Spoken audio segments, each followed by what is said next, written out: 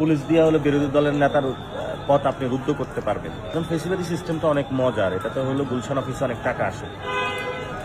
এটা দিয়ে হলো ছাত্রদল যুব দলের মতন সন্ত্রাসী বাহিনী পালতে পারবেন।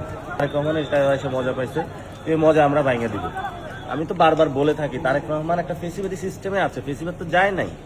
সে একই সিস্টেমে তারেক রহমান বসেছে এবং ওইটা থেকে সরানোরও তার চিন্তা নাই। কারণ ফেসিলিটি সিস্টেমটা অনেক মজার। এটাতে হলো গুলশান অফিসে অনেক টাকা আসে। এটা দিয়ে হলো পুলিশ দিয়ে হলো বিরোধী দলের নেতার পথ আপনি রুদ্ধ করতে পারবেন। এটা দিয়ে হলো ছাত্রদল যুব দলের মতন সন্ত্রাসী বাহিনী পালতে পারবেন।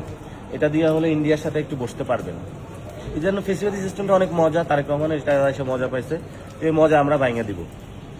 ফেসিলিটি কোনো মজা বাংলাদেশে চলবে না। তারেক রহমান আমরা দেখছি নাহিদ ইসলাম বলছেন যে তারেক রহমান শেখ হাসিনাকে বাংলাদেশে ফিরানোর চেষ্টা করছে। আসলে আপনারা এমন কোন ইঙ্গিত পেয়েছেন কিনা বা এটা একটা প্রেস রিলিজ দিয়ে বসে আছে। ভারতে বসে কিভাবে করে?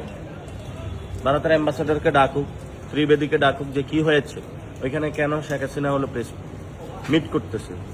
ভারতীয় এখানে অনেক ব্যবসা বাণিজ্য আছে, তাদেরকে ডাকুক, জিজ্ঞেস করো যে তোমাদের সমস্যা কোথায়। একটা সন্ত্রাসীকে ওইখানে আশ্রয় দিয়েছে, তাহলে অন্যান্য জায়গায় স্বাধীনতা সেভেন সিস্টার্স যারা, তাদেরকে নিয়ে আসুক এখানে।